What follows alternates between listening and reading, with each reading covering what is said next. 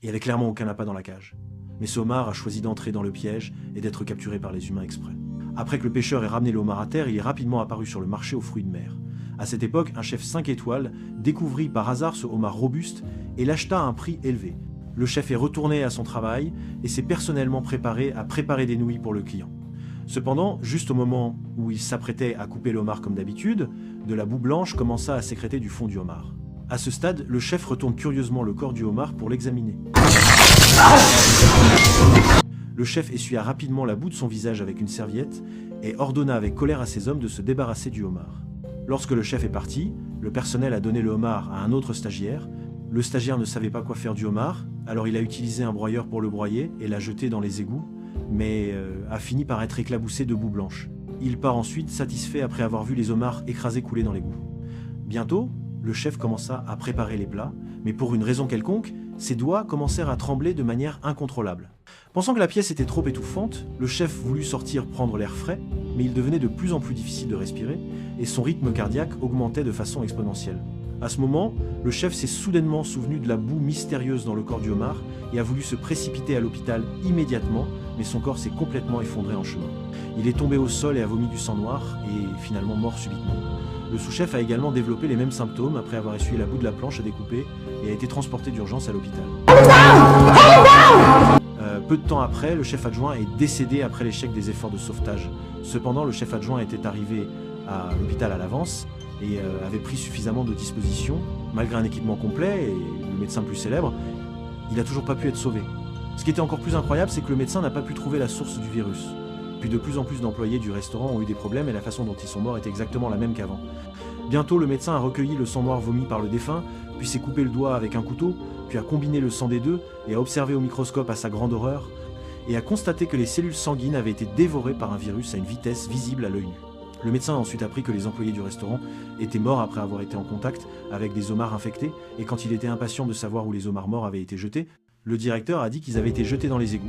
À ce moment-là, le médecin a soudainement paniqué parce que les homards infectés ont été écrasés et se sont déversés dans tout le système d'approvisionnement en eau de l'humanité. Bientôt, un employé du lavoto a utilisé l'eau. Soudain, il a ressenti des difficultés à respirer et a commencé à tousser violemment, puis a étalé du sang noir sur le pare-brise. Puis de plus en plus de patients sont venus à l'hôpital pour se faire soigner et les médecins ont été choqués. Vous savez, la population de cette ville est de plus de 20 millions. Si tout le monde entre en contact avec des ressources en eau infectées, les conséquences seront désastreuses. Et le médecin a rapidement signalé l'affaire à ses supérieurs. Compte tenu du fait qu'il n'y a aucun moyen de vaincre le virus, il a proposé que le gouvernement informe immédiatement la population de la pollution de l'eau et arrête toutes les activités de réapprovisionnement en jade sur la côte atlantique. Maintenant, à l'exception de l'eau volante principale, ne touchez à aucune autre forme de l'eau. Mais comment les hauts dirigeants pourraient-ils facilement écouter les paroles du médecin ? S'il disait ce fait à tout le monde, non seulement cela créerait la panique, mais cela affecterait également sérieusement le développement économique de la ville. Pour cette raison, les hauts fonctionnaires n'ont pas accepté les conseils du médecin. Cependant, au fil du temps, les femmes furent horrifiées de découvrir qu'elles avaient trouvé une glace combustible extrêmement rare au fond de l'océan. Un briquet suffit à allumer légèrement une flamme féroce. Cependant, ce à quoi les deux ne s'attendaient pas, c'est qu'il y avait bien plus qu'une seule glace combustible rare dans l'océan. Au lieu de cela, il a été distribué en grande quantité. À ce moment-là, les navires qui passaient par là rencontrèrent une catastrophe fatale. Une grande quantité de méthane, qui était utilisée pour fabriquer de la glace combustible, est remonté à la surface de la mer. Il a réagi violemment avec l'eau et a bouilli. Sous les regards horrifiés de l'équipage, le navire entier a coulé vivant au fond de la mer. Et le personnel du navire vivait comme une seule personne. Bientôt, la fille aux cheveux courts a annoncé la nouvelle à son professeur d'université sous le choc. Le professeur était également étonné. Vous savez, l'eau de mer où se trouve la fille aux cheveux courts est d'au moins 800 mètres de profondeur. Il est impossible qu'autant de méthane fasse surface. Afin de mener une enquête plus approfondie, le professeur a placé un submersible d'une valeur de plusieurs dizaines de milliards de dollars dans le fond marin à près de 1000 mètres de profondeur. Il voulait observer comment la glace combustible qui produit du méthane flottait. Cependant, quelque chose d'encore plus incroyable s'est produit. De manière inattendue, des vers de glace, qui n'avaient jamais vécu dans cette zone d'eau, sont apparus en grand nombre sur le fond marin. On les a vus ronger le fond marin comme s'il s'agissait de nourriture. Et lorsque les marins récupérèrent quelques vers de glace, ils furent horrifiés de constater qu'ils étaient différents des vers de glace connus. Non seulement ils avaient des dents acérées, mais ils avaient aussi une forte force de morsure, de sorte qu'ils continuaient à ronger le mur du sol à une vitesse alarmante. Même les corps des vers de glace morts se décomposaient en acide, corrodant des trous profonds. Finalement, du méthane et de la glace combustible flottaient à la surface de la mer. Cependant, ce qui était encore plus surprenant, c'est que le taux de reproduction et de croissance des vers de glace dépassait de loin la cognition humaine. Après seulement quelques heures, les vers de glace ont en fait grandi plusieurs fois à une vitesse visible à l'œil nu. Une fois qu'ils se seront répandus dans le monde entier, les conséquences seront désastreuses. À ce moment-là, l'équipage voulait utiliser des instruments pour collecter davantage de nourriture pour les vers de glace.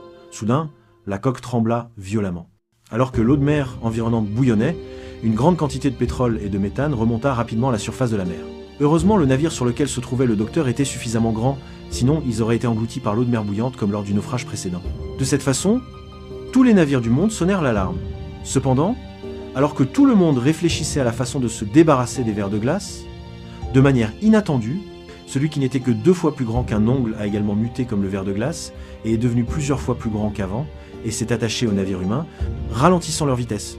Et ce n'est qu'alors que les humains ont progressivement réalisé que l'océan semblait leur dire par des actions pratiques de ne plus remettre les pieds dans l'océan, et en même temps des phénomènes incroyables se sont produits partout dans le monde, un grand nombre de méduses se sont rassemblées en même temps à l'extérieur de la Méditerranée, et leur comportement était imprévisible, et semblait déclarer leur territoire. Même les baleines qui étaient amicales avec les humains ont eu une objection ce jour-là. À ce moment-là, les humains jouaient encore avec les baleines, mais dans la seconde et demie qui a suivi, une baleine à bosse a sauté hors de l'eau, puis s'est écrasée violemment sur le navire. Et le navire a été immédiatement brisé en deux. Un grand nombre d'humains paniqués ont été tués ou blessés. Puis l'épaulard a commencé à mordre les humains aspergés dans l'eau. Son intention était de les tuer tous sans en laisser un seul. Après cela, les chercheurs ont immédiatement disséqué le corps de la baleine. Ils ont été surpris de trouver un liquide inconnu dans son tronc cérébral. Ce liquide était exactement le même que celui du homard qui avait été infecté auparavant. À ce moment-là, le chercheur a eu une idée terrible. Il pensait que les créatures de l'océan semblaient se venger délibérément des humains. Au même moment, de l'autre côté de la côte, un couple s'embrassait. En conséquence, un désastre plus grand est survenu. They like you. Cependant, à ce moment-là, sous le regard horrifié de la femme, des dizaines de milliers de crabes rampèrent de l'océan vers la terre. L'homme était tellement effrayé qu'il a rapidement éloigné sa petite amie. En conséquence, il est tombé au milieu de la route, pris de panique. Il ne s'attendait pas à ce que les crabes puissent ramper si vite. Bientôt, ils envahirent tout le pays. Le médecin qui a appris la situation a alors vu que les crabes étaient en pagaille. La vitesse de mise à mort était encore plus rapide que celle des homards.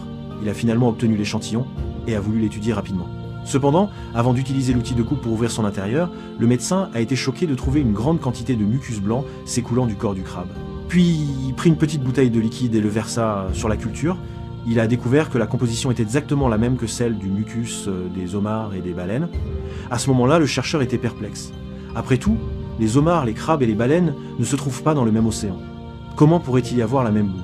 Afin de découvrir comment ces liquides se forment, les chercheurs ont risqué leur vie pour sauter dans la mer, ont installé des caméras sur les corps des baleines endormies et se sont précipités vers le bateau dès qu'ils se sont réveillés et ont rapidement quitté la vue des baleines. Puis les chercheurs ont immédiatement récupéré la vidéo, voulant voir où ces baleines allaient, mais une scène incroyable s'est produite. Les baleines, qui n'aiment généralement pas plonger dans les profondeurs de la mer, sont en fait allées au fond de la mer. Voici l'image en temps réel de la vidéo de surveillance. Ils ont trouvé un objet brillant devant la baleine, bien que la surveillance était floue, mais tout le monde savait en regardant la lumière vacillante que c'était un être intelligent avec la vie. C'est elle qui a manipulé les créatures de l'océan pour se venger des humains. Il faut savoir que l'océan existe sur Terre depuis 4 milliards d'années, et que cet organisme a une histoire d'au moins des centaines de millions d'années. Alors le docteur a réuni les meilleurs scientifiques du monde et a décidé de tenir une conférence de presse pour annoncer la vérité, mais le professeur très autorisé prévoyait de se retirer à ce moment-là, parce qu'il n'était pas sûr qu'il y ait vraiment une vie intelligente sur le fond marin. Après tout, ils ont trouvé qu'un éclair de lumière, si cela s'avérait faux, alors sa réputation de toute une vie serait ruinée. En fin de compte, le docteur ne pouvait que supporter le risque seul et a conduit plusieurs universitaires à tenir une conférence de presse. Cependant, lorsque le docteur a rendu public la vérité qu'il avait vue, il a été soudainement ridiculisé par des gens de tous horizons. Ils pensaient tous que le docteur était fou. Vous savez, s'il y avait vraiment des créatures dans la mer qui étaient plus intelligentes que les humains, les livres d'histoire auraient enregistré cela il y a des milliers d'années. Comment cela pourrait-il être découvert seulement maintenant? Juste comme ça, quand le docteur a été impitoyablement critiqué par des experts de tous horizons à travers le monde, une catastrophe mortelle s'est soudainement produite sur la côte norvégienne en Europe. Un énorme tsunami a été vu aspirer la mer sans aucun signe, et a instantanément submergé toute la ville, et a finalement causé la mort de dizaines de milliers de personnes. Bientôt, un homme riche du Japon a appris la situation et n'a rien pu faire à ce sujet, alors il a personnellement contacté le docteur, et a décidé de fournir suffisamment de fonds. Il a demandé à l'autre partie d'aller en haute mer pour enquêter sur la vérité de la forme de vie intelligente et, si nécessaire, de faire tout son possible pour la tuer. À la fin, le docteur et les érudits qui le soutenaient se sont secrètement lancés sur la route pour trouver des formes de vie intelligentes, sont allés en haute mer inhabitée, et afin d'empêcher les étrangers de découvrir leurs actions, le docteur a coupé tout contact avec le monde extérieur. Puis l'équipage est entré dans le fond marin à 1000 mètres de profondeur et avait hâte de voir l'apparition de l'organisme intelligent. Cependant, personne ne s'attendait à ce que, bien que le radar ait scanné un morceau de matière brillante, l'équipage a regardé autour de lui à l'œil nu et n'a rien vu. Se pourrait-il que le corps intelligent dans leurs yeux existe sous d'autres formes? Alors que tout le monde était perdu dans ses pensées, ils reçurent à nouveau le son du corps intelligent au fond de la mer. Mais personne ne pouvait comprendre ce que signifiait ce son étrange. Le dioxyde de carbone dans le submersible a alors fortement augmenté. Il ne faudrait pas longtemps avant que l'oxygène soit épuisé. Cependant, la fille aux cheveux courts n'avait pas prévu de retourner immédiatement à la mer. Au lieu de cela, elle a rapidement demandé au chauffeur d'éteindre tous les systèmes énergétiques. Après que toutes les lumières se soient éteintes, elle a regardé la mystérieuse substance brillante sur le radar s'accumuler progressivement. La fille aux cheveux courts regarda autour d'elle mais ne put voir où se trouvait le corps intelligent. À ce moment-là, le conducteur professionnellement formé ne pouvait soudainement plus supporter l'obscurité. Il a rapidement remis le courant et a voulu retourner à la mer. Juste au moment où les deux s'approchaient du navire de recherche, la fille aux cheveux courts regarda accidentellement sur le côté. Elle a en fait trouvé un objet lumineux enroulé autour du verre. Mais il ne savait pas que le corps intelligent les avait suivis jusqu'au vaisseau de recherche. Soudain, le système énergétique de l'ensemble du vaisseau de recherche a commencé à vaciller. Bientôt, un membre de l'équipage s'est évanoui au sol. Sa main était même tendue dans l'eau. Ensuite, le membre d'équipage a été placé dans la salle médicale et de nombreuses taches rouges sont apparues sur son corps. À ce moment-là, le médecin a effectué une ponction lombaire sur le membre d'équipage et en a extrait un petit tube de liquide céphalorachidien. Après des recherches, il a été choqué de découvrir que le liquide céphalorachidien du membre d'équipage avait été infecté par une substance inconnue, et cette substance est très probablement le corps intelligent lui-même. Maintenant, il essaie de se combiner avec des cellules humaines. À ce moment-là, certaines personnes ont spéculé que la créature super intelligente qu'ils ont découverte essaie d'étudier la structure du corps humain. Puis la fille aux cheveux courts est venue au fond de la cabine pour enquêter, et a été surprise de constater que l'eau de mer émettait en fait une lumière bleue fantastique, et il y avait quelques cellules actives à l'intérieur qui construisaient encore au hasard la forme de la créature. À ce moment-là, la fille aux cheveux courts a finalement vu intuitivement la forme de cet organisme super intelligent. Le capitaine a immédiatement ordonné que le fond de la cabine soit scellé. Puis le meilleur biologiste du monde a observé et découvert que, bien que cet organisme super intelligent soit un organisme unicellulaire, la chose étonnante est qu'ils peuvent fusionner en plusieurs cellules et changer leur apparence et leurs signes vitaux à volonté. Pour être précis, sa forme de vie a dépassé la cognition humaine. Bientôt, les scientifiques ont reçu à nouveau des informations du corps intelligent qui contenait non seulement du son, mais aussi une image de l'histoire de l'océan entourant le supercontinent.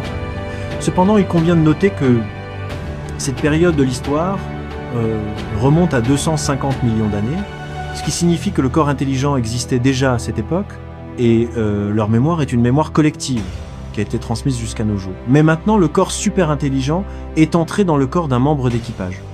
Une fois qu'ils découvriront que les humains sont plus intelligents qu'ils ne le pensaient, ils considéreront très probablement les humains comme une menace pour l'écologie, et les tsunamis fréquents sur Terre récemment, il est très probable que des êtres intelligents soient impliqués dans les catastrophes causées par les humains. Et après des recherches continues du médecin, il a en fait trouvé un poison qui peut tuer des êtres intelligents. Son ingrédient est la chloroquine. Il est inoffensif pour le corps humain, mais il peut facilement empoisonner les cellules des êtres intelligents. Le capitaine ne pouvait pas rester assis après avoir entendu ce que le médecin a dit. Il voulait utiliser la chloroquine pour tuer ces êtres intelligents, mais le médecin a dit sérieusement qu'il venait de découvrir l'espèce la plus intelligente sur Terre de l'histoire, et ce n'est certainement pas une bonne chose pour les humains d'être hostiles maintenant. Mais le capitaine a pris sa décision, car la loi de survie lui dit qu'il doit éliminer les espèces qui menacent les humains. Sous le regard de tous, le scientifique a libéré un petit tube de cétone vert foncé sur le fond marin, et puis l'eau de mer a réagi. Bientôt, le corps intelligent qui est entré en contact avec l'acétone verte foncée a émis un gémissement tragique et a continué à rouler à la surface de l'eau. Et le cri strident a brisé le verre environnant. Juste comme ça, après seulement quelques secondes, le corps intelligent a été tué avec succès. Mais bientôt, tout le monde a été frappé par une tempête de pluie et a vu un grand nombre de corps intelligents encercler toute l'équipe de recherche de toutes les directions, non seulement coupant leurs signaux de communication, mais décidant également de faire payer un lourd tribut aux humains. À ce moment-là, le capitaine avait également des intentions meurtrières et décida de laisser le docteur déverser toute l'acétone verte foncée dans la mer. Il faut leur donner une leçon. Cependant, pour un océan aussi vaste, même si toute l'acétone verte foncée du monde était versée dans l'eau de mer, cela n'aiderait pas. De toute évidence, les humains sont en grande difficulté maintenant. Afin de sauver la situation, le docteur veut jeter le corps d'un membre d'équipage mort dans la mer pour que le corps intelligent puisse obtenir ce qu'il veut pour étudier le corps humain, pour qu'il sache que les composants des humains sont les mêmes que les leurs. Et ils sont tous nés dans l'océan. Alors la fille aux cheveux courts conduit personnellement le sous-marin vers la mer sans fond pour remettre le corps du membre d'équipage mort. Cependant, comme le membre d'équipage était mort depuis trop longtemps, les cellules du corps ne valaient plus la peine d'être étudiées. Alors la fille aux cheveux courts prit une décision audacieuse. Afin de permettre au corps intelligent de mieux comprendre la composition du corps humain, elle décida de se jeter à la mer malgré la dissuasion du médecin. Juste comme ça, la fille aux cheveux courts fut terrifiée. Elle alluma l'interrupteur du submersible et fut progressivement avalée par l'eau de mer, puis entourée par le corps intelligent dans les profondeurs de la mer. Et comme prévu, le navire de recherche coincé entre deux calottes glaciaires s'échappa bientôt. Il était évident que la fille aux cheveux courts avait utilisé sa vie pour exprimer les excuses de l'humanité au corps intelligent, et à ce moment-là, chaque cellule de son corps fut exposée au corps intelligent. Et ainsi de suite, pendant une durée inconnue dans un océan de l'Arctique, la fille aux cheveux courts a été rejetée sur le rivage par l'eau de mer. Cependant, ce à quoi personne ne s'attendait, c'est qu'elle n'a pas été noyée par l'eau de mer, et elle a ouvert sa bouche bleu clair. Et maintenant, la fille aux cheveux courts est devenue une partie du corps intelligent.